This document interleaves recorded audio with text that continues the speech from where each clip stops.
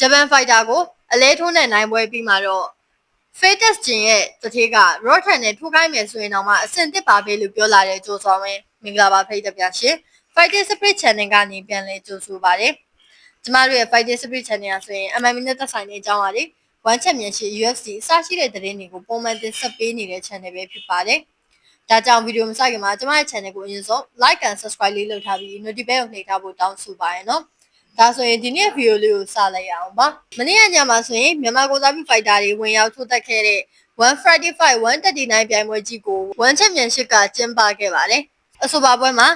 နေရိုင်း slide ထိုက်ခွင့်ရှိန်ကျော်စွာဝင်းနဲ့စိုးလင်းဦးတို့ကပါဝင်ရှင်ပြိုင်ခဲ့တာပါမြန်မာ fighter 4ယောက်မှာ2ယောက်ကနိုင်ပွဲရရှိခဲ့ပြီး2ယောက်ကတော့ရှုံးနိမ့်ခဲ့ရပါတယ် slide ထိုက်ခွင့်ရှိန်နဲ့ကျော်စွာဝင်းတို့ကတော့ပြိုင်ဘက်တွေကိုအလဲထိုးတွေနဲ့ကိုနိုင်ပွဲရရှိခဲ့တာပါအနိုင်ရရှိခဲ့တဲ့နှစ်ပွဲလုံးကိုလည်းဘောနက်စုကြီးတွေတိမ့်ပိုက်နိုင်ခဲ့ပါတယ်ဆိုလင်းကတော့မထင်မှတ်ထားပဲနဲ့ပထမအချီမှာပဲအမြင့်ခြေခံချက်နဲ့သူကအမှောက်တိတ်ခံလိုက်ရပါတယ်ဆိုလင်းအတွက် One Championship Fighter ဘောမှာပထမဆုံးအလဲထိုးရှုံးပွဲကိုကြုံတွေ့ခဲ့ရခြင်းပဲဖြစ်ပါတယ်နေရိုင်းကတော့ပြိုင်ဘက်ခုံစွတ်ကိုအမှတ်နဲ့အရေးနှိမ့်ခဲ့ရတာပါ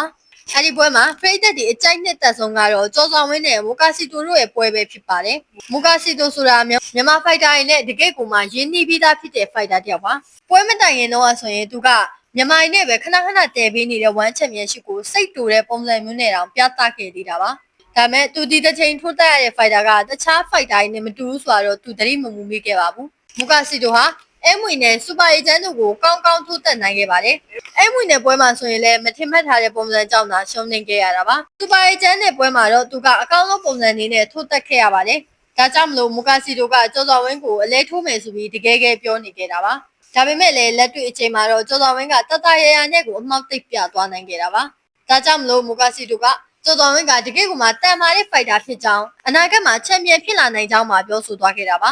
ပွဲပြီးမှာတော့ Thai Media တွေက